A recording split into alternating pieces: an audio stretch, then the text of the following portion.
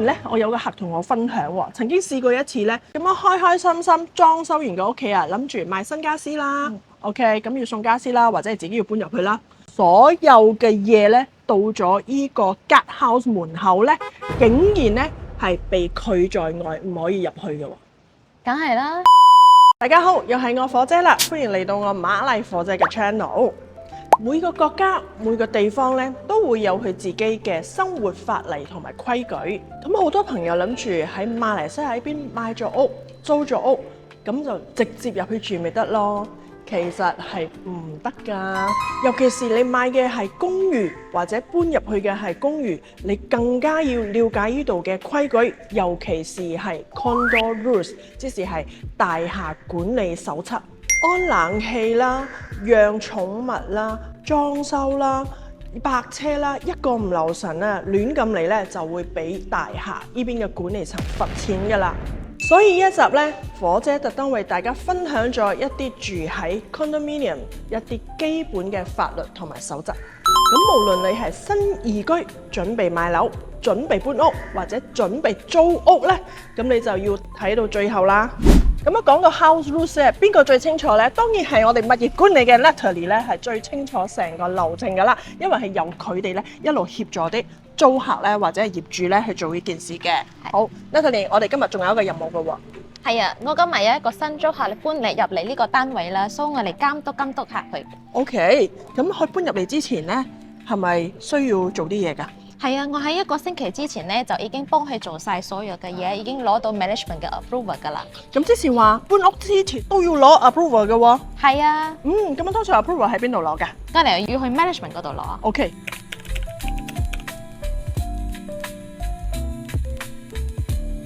大家有唔有注意到咧？我哋沿途行咧，所有嘅grill 啦、鐵花啦，同埋所有嘅顏色咧，都係一樣㗎。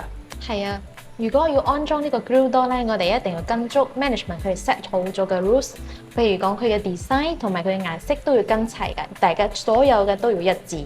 仲要提醒大家啊，如果搬屋嗰陣時候咧，嗱而家我睇到咧，成條走廊係好乾淨嘅，因為你唔可以亂咁掉垃圾。搬完屋啲嘢咧，啲盒啊、啲紙啊，唔可以放喺門口。咁咧，如果唔係咧，你就會被罰錢㗎啦。係要保持清潔嘅。跟住咧，仲要同大家講下，要同你嘅工人哥哥講啦，或者係裝修嘅師傅啦，你哋只能夠用 lift bomba， 因為依家咧就係俾裝修工人啦，或者係運輸嘅工人只可以用嘅啫，唔可以用業主或者係 resident 嗰架 lift 㗎。咁我哋依家搭緊嘅咧就係我哋業主或者係租客或者係訪客專用㗎啦。contractor 唔可以用同一部 lift 嘅。係。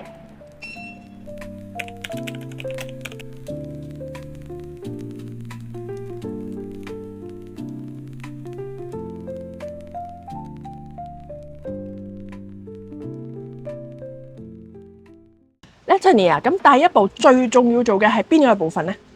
當然係裝修之前咧，我哋去 management 嗰度攞到 approval 先。第一就係你哋要係去填 form， 第二就係交按金啦，同埋第三咧，你需要呈交所有 contractor 承包商嘅資料。好，咁一般咧啲按金係要俾幾錢嘅 Natalie？每一個 condo 咧，佢嘅押金都唔一樣㗎，有啲會小至會俾500蚊馬幣，高至可以到3000嘅。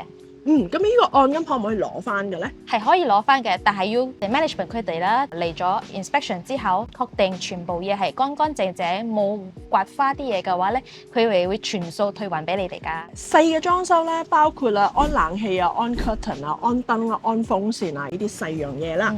咁大嘅咧，咁就稍為要求高少少啦。如果你係準備做一個大裝修咧，咁你係要求咧交張設計圖咧俾 management 嘅，同埋你要先了解成個呢個公寓嘅入邊嘅結構啦，有乜嘢嘢係唔可以擅自更改嘅，例如呢個屋企入邊嘅 main wall， 即係呢個主牆啦。第二咧就係柱頭啦。第三咧就係嗰啲 main pipe 嘅水管位啦，同埋某一啲地方咧係唔可以去擅自鑿開啦，或者係更改嘅，因為你就會影響咗成個大廈嘅結構噶啦。萬一你真係冇做咗功夫咧，而擅自做咗呢啲動作咧，咁 management 咧係有權咧要你還原翻所有嘢㗎。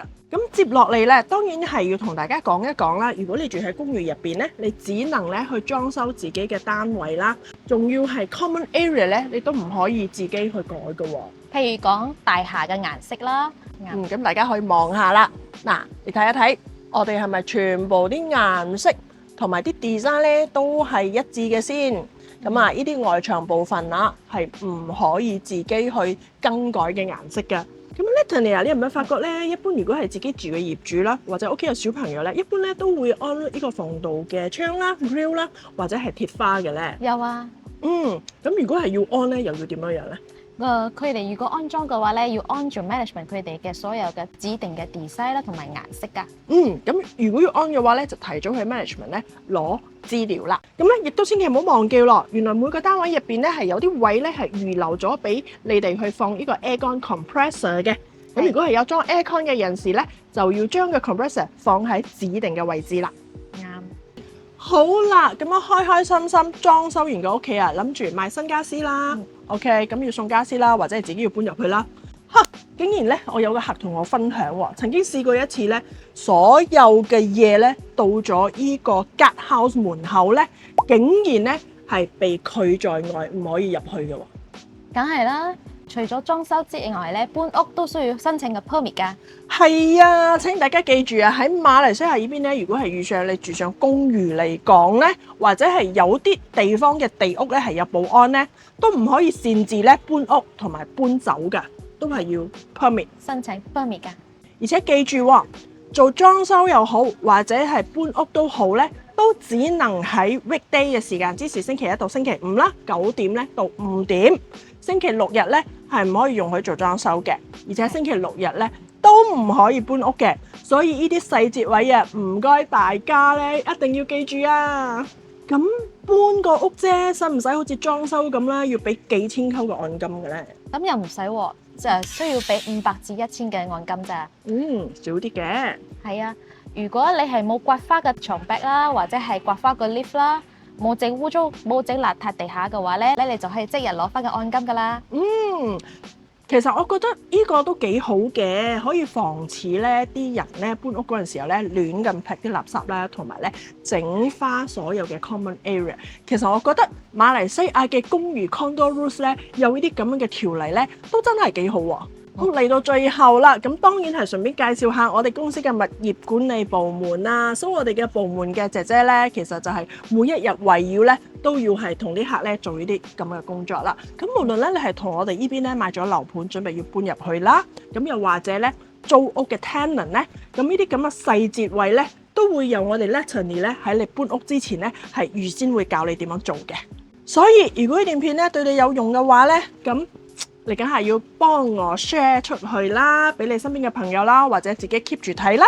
咁到最後啦，借你嘅手嚟撳一撳嘅鐘仔，記得 subscribe 我哋嘅頻道，你就會喺下一次第一時間咧就收到我哋嘅新影片啦。